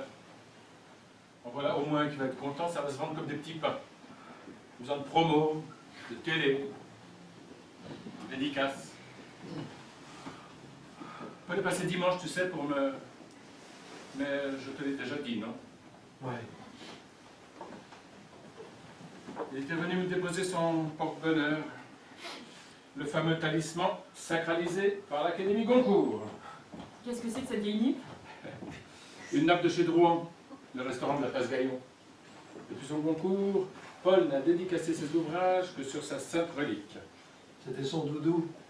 Je te prie de croire que le rituel était minutieusement orchestré. Ça n'a un tabouret, pas une chaise, une bouteille d'eau Pétillante. pétillante, et les 100 premières signatures, toujours avec le stylo de son père. Écrite à l'encre rouge. Voilà. Pour, comme il le disait lui-même, Dire 100 fois merde à mon vieux con de père. Il était si cruel que ça, cet homme? Le père de Paul? Ah, le père de Paul, c'était... Ouais, dis-lui, toi, Jacques. un été, Paul et moi, on nous a expédiés tous les deux en colonie de vacances à Mauriac, dans le Cantal. Comme tous les enfants en arrivant, Paul a envoyé une carte postale à ses parents. Son père lui a retourné aussitôt, avec les fautes corrigées, à l'encre rouge, sans un mot. Paul avait 9 ans. C'était cela, son père. Et pas seulement, c'était surtout un sanguinaire qui torgnolait son fils à tour de bras. N'exagère pas non plus, Walter. T'as la mémoire courte? Rappelle-toi, les carnets de notes, les fausses signatures, le père Bouchardon. Oh, le père Bouchardon! Quel pot de vache! Et il nous balançait des craies à la figure. C'était pas un cours, c'était une lapidation. Oh, Bouchardon. Édouard Bouchardon. c'était notre astide. En 8e. Un grand sec très collémenté, mais d'une grande distinction. Le malheureux avait raté Saint-Cyr. Il en avait gardé une profonde amertume. Il avait surtout gardé le goût du cheval, ouais. Il avait les jambes marquées, le pauvre. On aurait dit qu'il avait fait l'exode sur un camion-citerne. Enfin, tous les derniers vendredis du mois, le père Bouchardon nous rendait nos carnets de notes à faire signer impérativement par notre père. Ah, elle jubilait, la vieille carne. Ah, il commençait toujours comme ça. Chevalier, farouche gardien du radiateur du fond, demain sur mon bureau, signé par ton père. Bouvard, pauvre Bouvard, à peine 10 ans, un duvet disgracieux et déjà esclave de ses sens. Demain sur mon bureau, signé par ton père. Dupuis, oh, le petit Dupuis, qui a bel et bien inventé l'eau chaude, mais qui l'a bêtement laissé refroidir. Demain sur mon bureau. Walter, il va pas nous faire toute la classe. Et tu te souviens, il finissait toujours par Paul. Il disait, la Capelle, l'as de la plume, grand videur d'encrier, sinistre cofondateur avec son demeuré voisin du rectangle isocèle et du triangle à 4 côtés. Demain sur mon bureau, signé par ton père. Ah, j'aime autant dire qu'après ça, ça mouftait pas. Hein. On ne se précipitait pas pour sortir de l'école en courant. Les cris de liesse étaient plutôt feutrés. J'en ai même vu un qui pleurait. Un dont le prénom commence par un P. Enfin bref, après ça, on se quittait à l'angle de la rue des Martyrs. Toi, tu remontais jusqu'à Bellecour. Paul traînait ses guêtres jusqu'à Pigalle. Et moi, je finissais tout seul sur le boulevard de Rochechouart. Et ce jour-là, je ne sais pas pourquoi, Paulou, il était tout paniqué. Alors je dis, ah, viens chez moi, parce que pour les carnets, il n'y a pas de problème, hein, j'ai un truc. Je rentre dans le salon avec mon carnet sous le bras. J'avise mon père, je l'attaque de front, je lui pose l'engin sous le nez, je le regarde droit dans les yeux, je le domine du regard et je lui dis signe. Et signe. Oh, Paul, il m'admirait, il était estomaqué. Alors, On est rentré chez moi, je suis rentré dans le salon avec mon carnet sous le bras, j'ai avisé mon père, je l'ai attaqué de front, je lui ai posé le carnet sous le nez en le regardant droit dans les yeux, je l'ai dominé du regard et je lui ai dit « Signe !» Et... Oh, il m'a filé une de ces torgnoles.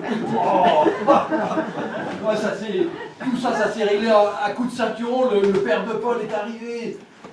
J'aime autant dire que depuis ce jour-là, le cours de notre enfance a pris un virage perpendiculaire. Hein. Le cocon familial s'est transformé en maison de redressement. Avec Paul, on a frisé la déprime, l'anémie, le scorbut. Walter. Et quoi?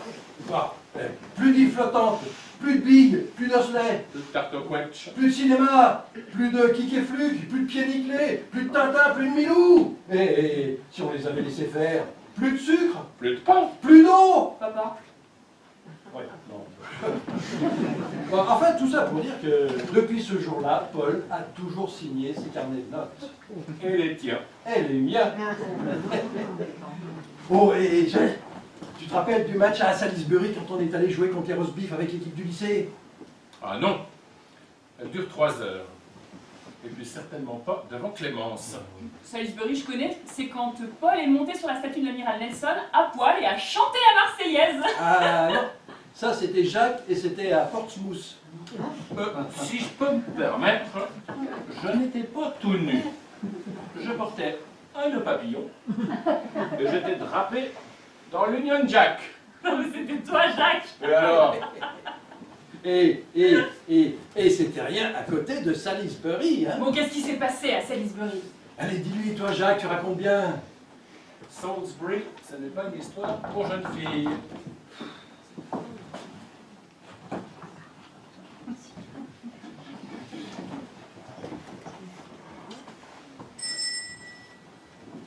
Bonjour Jacques. Bonjour Béatrice. Salut Walter. Ah Clem, tu es là, c'est bien. Bonjour Béatrice. Vous attendez Paul? Il ne viendra pas.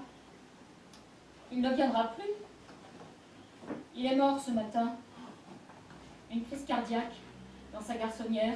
Mais comment ça dans sa garçonnière? Je croyais qu'il était à Berlin. Non. Non, il n'était pas à Berlin. Ah ben si, pour nous il était à Berlin, on a décalé le déjeuner exprès. Puisqu'elle te dit qu'il n'était pas à Berlin. Qu'est-ce qui s'est passé alors? Il est mort dans les bras d'une fille qui a à peine pris le temps d'appeler les pompiers avant de déguerpir comme une heure. J'ai appris sa mort à 9 h. Depuis midi, le téléphone n'arrête pas de sonner. Il ne perd pas de temps. Mais qu'est-ce que tu veux que je leur dise aux journalistes? Qu'il était dans sa garçonnière avec une petite pute? Parce qu'il n'y a que ça qui les intéresse. Il n'y a pas de Paul dont ils veulent me parler. Et de la fille avec qui il a passé sa dernière nuit. L'écrivain, l'ami, l'homme qu'on aimait, s'en fout. Alors j'ai décroché le téléphone et je suis venue pour te le dire, enfin, vous le dire. Et aussi pour être un peu tranquille et reprendre des forces avant d'affronter la meute. Tu as bien fait. Tu as parfaitement bien fait. Ah oui, c'est vrai Béatrice, tu as bien fait, tu as parfaitement bien fait. Hein Jacques? Elle a parfaitement bien fait. Mais tu veux boire quelque chose? Oui, tu veux peut-être boire quelque chose? Un petit cognac? Non merci, un verre d'eau suffira. Un verre d'eau? Laisse! J'y vais.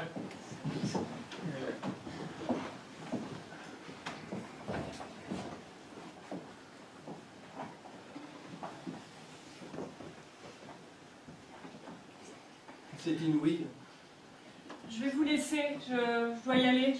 Non, reste chérie, au contraire. C'est inouï. Mais qu'est-ce qu'il fait avec son verre d'eau? Jacques! Walter, je pense qu'il a besoin d'un peu de temps. Ah oui, tu as raison. C'est inouï. Tu l'as déjà dit, papa. Oui, mais bon, c'est inouï. En fait, tu comprends, Béatrice, nous, on se faisait une joie de revoir Paul aujourd'hui. Nos déjeuners, c'était toujours le premier mercredi du mois, à midi, quand on entendait la sirène de la caserne. On savait qu'on allait être ensemble, qu'on allait être heureux, quoi. Clem, C'est parce que ce que je disais à ta mère encore hier soir? Je sais tout ça, Walter. Non, parce que hier soir, on est allé se faire un petit ciné, tous les trois, Nicole, Clémence et moi, au Saint-André, un péplum pénure. C'est long, les petits péplums. Bon, après, on est allé manger chez Lip, et tu sais quoi? Nicole, elle a pris du jarret de veau. Ah, et toi, Clémence, t'as pris une choucroute au champagne, non? Ouais, mais alors la belle choucroute, hein, avec les saucisses, les pommes de terre sur les côtés, le chou au milieu, là, comme ça. C'est excellent. Enfin, ça reste incontournable, c'est incontournable à Saint-Germain-des-Prés. Et puis, ce matin, ben, j'ai emmené la petite pour son cours d'Ulm, voilà, d'Ulm. Il faisait un temps, dis donc, hideux. J'avais rendez-vous là derrière, donc je suis venu Tu ici ne peux pour... pas t'asseoir, Walter? Si tu veux. Tu as raison, je suis fatigué.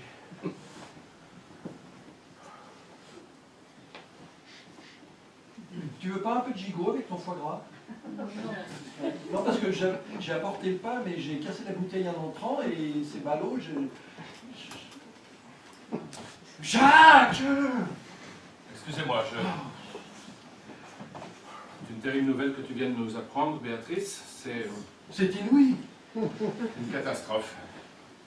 Mais quelles que soient les circonstances de la mort de Paul, parfaitement anecdotique d'ailleurs, ce qu'il faut retenir, je crois que tu l'as parfaitement bien compris, Béatrice, c'est cette absence à laquelle nous devons faire face, désormais. Il a raison. Hein, c'est lui qui a raison. Hein, Jacques, c'est toi qui as raison. Hein, Béatrice, il a raison. Hein. Que mon mari se soit vautré régulièrement dans sa garçonnière avec des gamines, c'est anecdotique, effectivement. Mais ce n'est pas après les maîtresses de Paul que j'en ai. Je ne réclame pas leur tête à corps et à cri comme vous, les hommes, réclamez la tête des amants de vos femmes. Ce qui me meurtrit, oh, ce n'est pas qu'il ait séduit cette petite conne d'un simple claquement de doigts, comme toutes les autres d'ailleurs, mais c'est qu'il soit mort à côté d'elle. Ça, c'est véritablement intolérable. C'est égoïste, je sais, mais la moindre des choses aurait été de mourir dans notre lit et de m'épargner cette heure. J'aurais aimé le pleurer simplement, comme une femme, comme sa femme. Le véritable amour n'a que faire de la respectabilité, hein. Mais tu es si jeune, Clémence, si fraîche, si superbement innocente. Non mais alors, je crois que... Tu sais, Béatrice, moi je me dis toujours qu'on ne sait ni jour, ni l'heure, ni le moment quand ça va arriver. Là, et je ne crois pas que Paul ait choisi de mourir ce matin avec... ailleurs que dans... Walter! Non mais quoi, il serait mort dans ses bras, il serait moins triste peut-être? Non, ce n'est pas ce que j'ai dit. Bon, eh ben, pour moi ça change rien. Et pour toi ça change rien. Hein? Pour toi ça change rien. Non. Et ben voilà, tu vois, pour lui ça change rien non plus.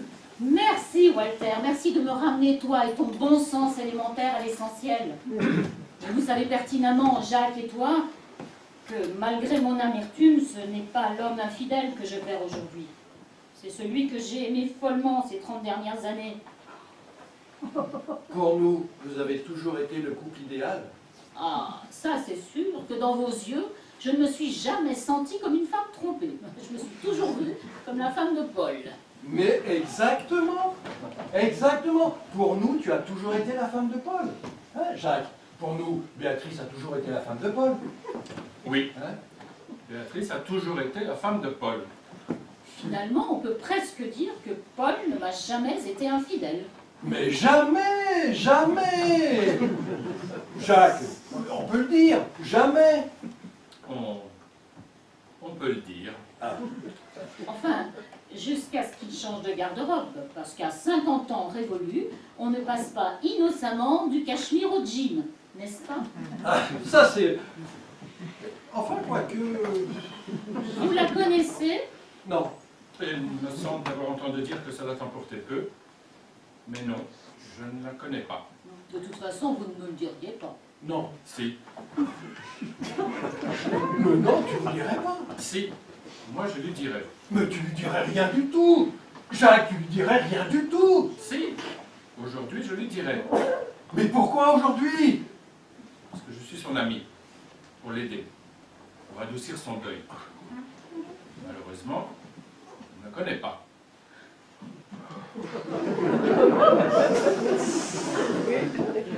Non, ben, non, moi non plus, je ne la connais pas. Je dois vraiment y aller, hein. J'ai mes cours, linguistique, Jacobson. N'oublie pas ta veste, ma chérie. Ce n'est pas ma veste. Mais si, tu es arrivé avec tout à l'heure. Est-ce que je te dis que c'est pas ma veste? Mais c'est la veste de Paul. Mais bien sûr, c'est la veste de Paul. Il l'a oublié dimanche quand il est passé pour sa dédicace. Non, non, Jacques, il ne l'a pas oublié dimanche. Il la portait hier pour partir à Berlin. Écoute, Béatrice, Oh non, Jacques, tais-toi. Tais-toi, ne dis plus rien. Mon pauvre Jacques. Mais tu es lâche comme un homme et tu mens comme une femme. Avec aplomb et sans remords. Oh, n'aie pas peur, Clémence. Je ne t'en veux pas, je t'ai vu grandir. À mes yeux, tu ne seras jamais une femme, encore moins une rivale. Tu resteras toujours une enfant.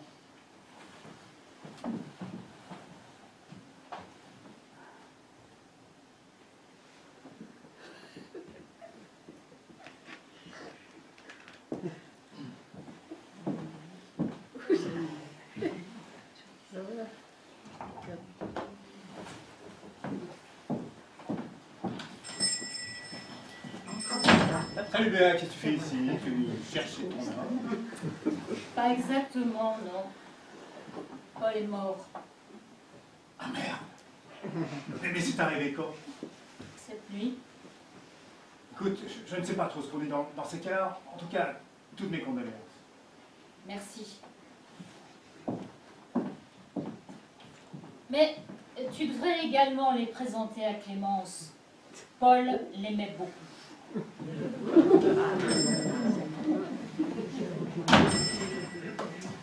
Bon, écoutez, je ne vais pas me lancer dans des effusions larmoyantes.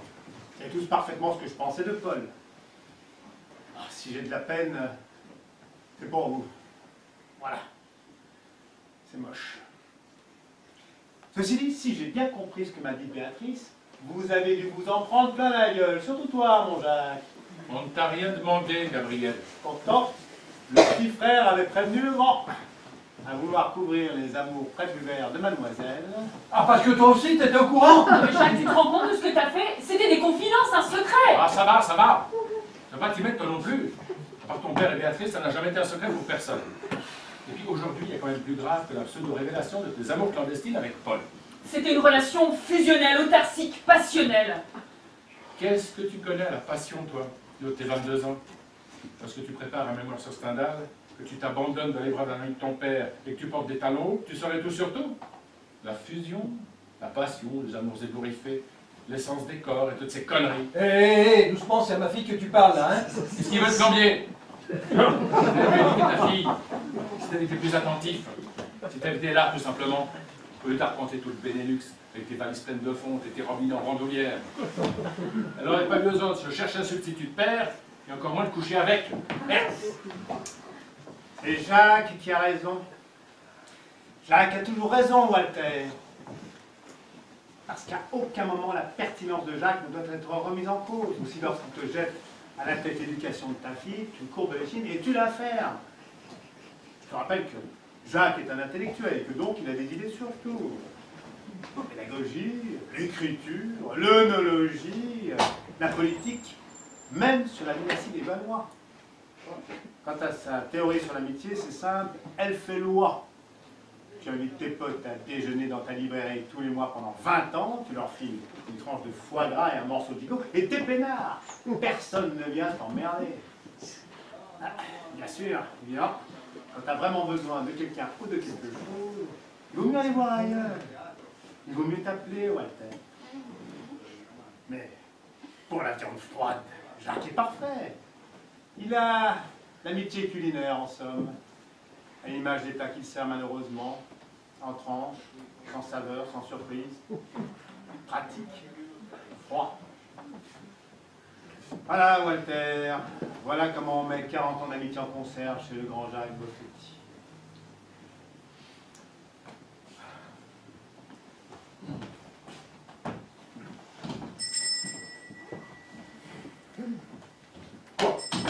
Gabriel, non, pas ça, pas aujourd'hui.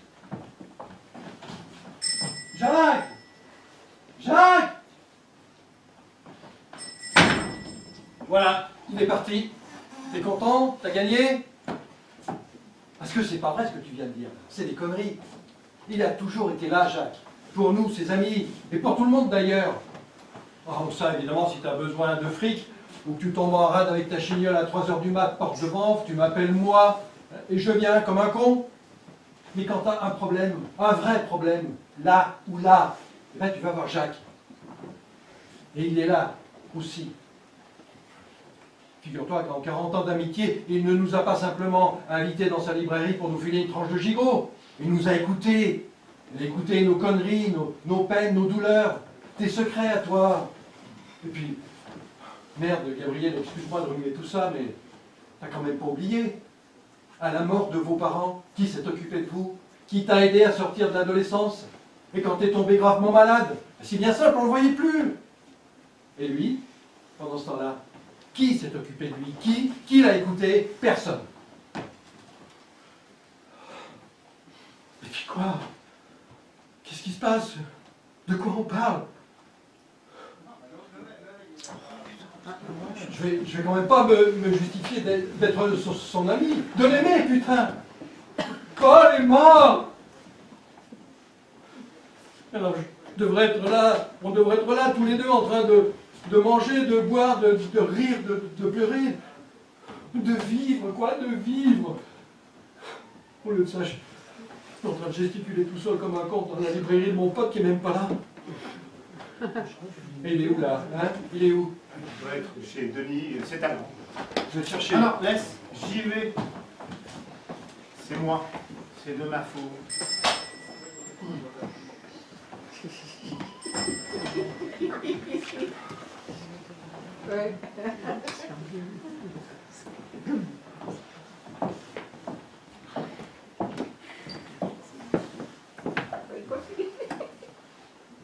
Maman m'a dit pour les hôtels à Amsterdam, tu dois être contente.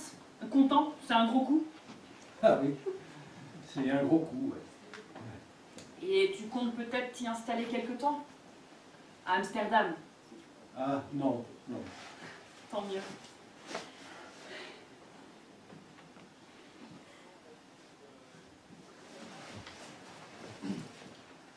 Tu veux que je te raconte pour Salisbury? Plus tard. Ce soir? Ouais, d'accord. Tu attends Jacques? Ouais, je vais rester un moment ici, ouais. Non, c'est bien. Bon.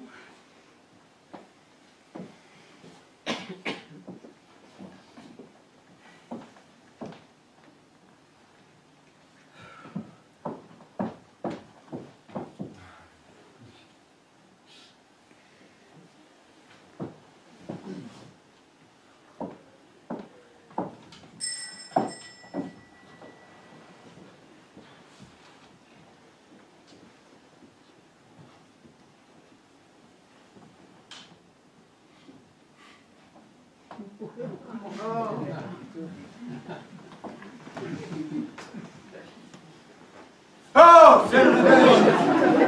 Mais vous êtes pas malade de hurler comme ça, là? C'est pas le moment de vous plier, la besaille. Mais vous êtes complètement fini, mon pauvre. Petite aiguille sur le 4. Je commence à en avoir ras le képi de cette librairie de Jean Foutre. Les Boffetti sont pas là, je peux rien faire pour vous. J'aimerais bien percevoir mon tome 6 sans avoir en référé au Wagmestre. Et puisque je vous dis qu'ils sont partis, vous voyez bien que je suis tout seul. J'ai laissé l'empereur sur l'île d'Elbe. Et je n'ai pas l'intention de le laisser moisir en exil plus longtemps. Il est où ce tome 6 dans ce foutoir?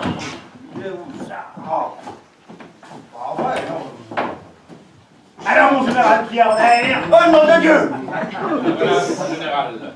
Tome 6 des campagnes napoléoniennes. La suite des aventures du petit caporal en guise d'armistice.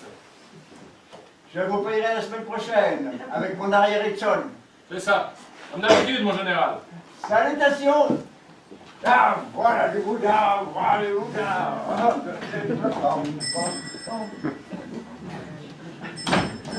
Dis donc, je te félicite pas, toi. Quoi? La prochaine fois que tu veux lapider mon frère, viens avec une bouteille de villageoise ou de Préfontaine. Walter, un château Yquem à 500 €. C'est plus de la colère, c'est du grand banditisme. Surtout qu'en plus je l'ai loupé. Il n'est pas rancunier. Il est allé te dégoter une petite bouteille de sa réserve. Bon, Jacques, je suis à côté, enfin, je suis là, quoi. Allez. Salut, Walter. Salut Jacques. Salut Gabriel. Je t'appelle pour un délice. Ouais, ça marche.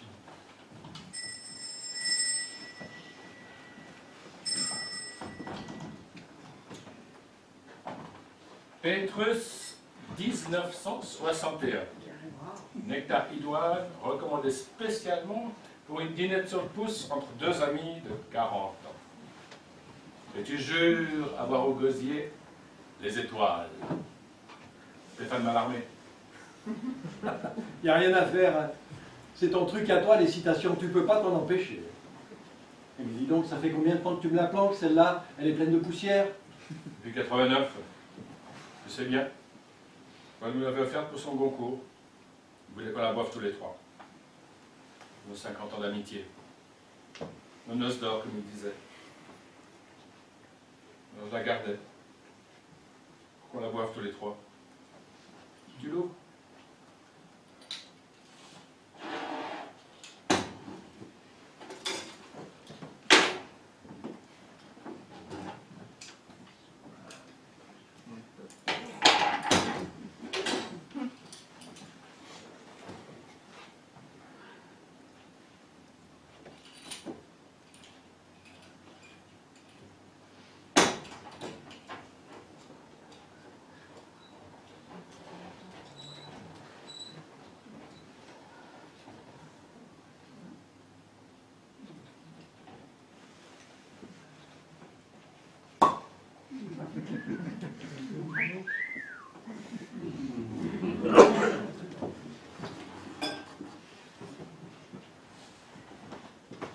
Qu'est-ce que tu fais, le nez dans tes bouquins? Rien, je range. Je poussais. Jacques.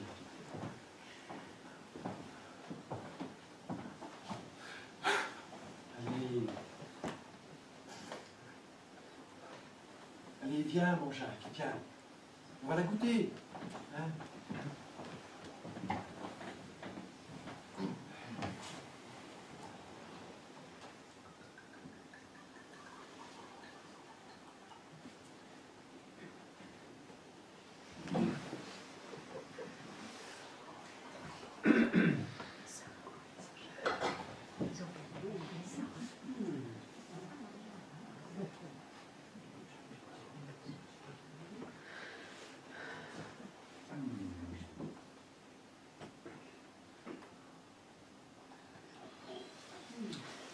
Il est bon.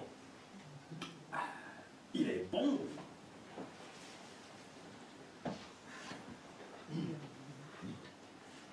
Oh, putain, il est bon. Bonum vinum laetificat cor hominis. Le bon vin réjouit le cœur de l'homme. L'Ecclésiaste, chapitre 40, verset 20. Eh ouais, mon pote.